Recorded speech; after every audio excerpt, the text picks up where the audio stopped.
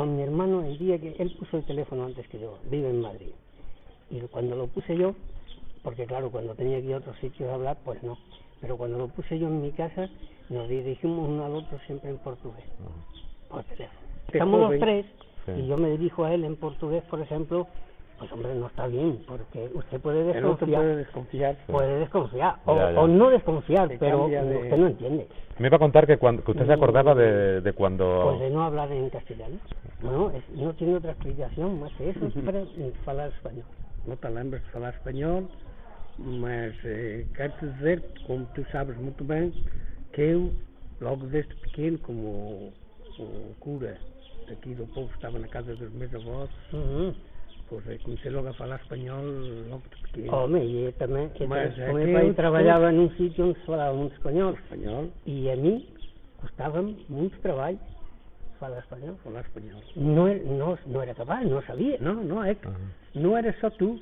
Claro. No era só tu. Yo fui... Até o ano 34, últimos de 34. Não, quero-te dizer que foi quando veio o Dom Celestino para a escola. Esse foi o primeiro mestre que começou a obrigar a falar castelhano na escola. Claro, y era muy difícil obligar, claro. Yo tengo una hermana que es mayor que yo y tuvo 3 hijos primero. Aprendieron a hablar en portugués. Estoy hablando que uno nació en el 46, el otro en el 50 y el otro en el 51. Esos 3 en portugués, siempre. De chiquitito. Claro. Y nació una en el 50. Es que entonces no se hablaba español. Nació una. Aquí en el pueblo. No, estoy hablando de la tercera, los 2 primeros. La tercera en el 51. Y aquella niña nunca fueron capaces de hacerla decir una palabra en portugués. O sea que ella se produjo un salto. Ella sola. Un salto entre el padre, la madre y los hermanos. Lo que oía hablar español era en la calle, pero en casa, portugués. Y ella pronunciaba en español. Decía las palabras en portugués, claro, pero las pronunciaba en español. No hubo forma de que hablara nunca en portugués. Nunca. Y ahora la gente así más joven de aquí de Cedillo sí que... Ya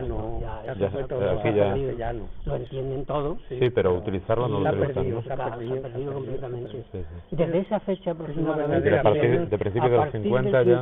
A partir del 50 empezó a cambiar la cosa y ha sido como un caballo. Ya hoy en día... En cuanto te obligan en la escuela a hablar un idioma... No sé, y además es que yo creo que fue por naturaleza. Creo que fue... Hombre, por naturaleza, claro. Aparte de que aquí ahora se han cambiado las cosas. Y que a mí me suena un poco raro. Vamos, me hace gracia, en un sentido. Aquí era un desprecio en una época hablar de portugués. Los ricos de aquí del pueblo tenían un desprecio, miraban como que usted lo sabe muy bien, que no le gustaba, aquello pasó de moda y ellos eran más señoritos y la gente de más querían ser no hablaba, claro. ¿entiendes? Hoy ya no, hoy la gente se ha dado cuenta de que lo que usted ha dicho antes es una riqueza. Ojalá yo supiera hablar alemán, francés, italiano,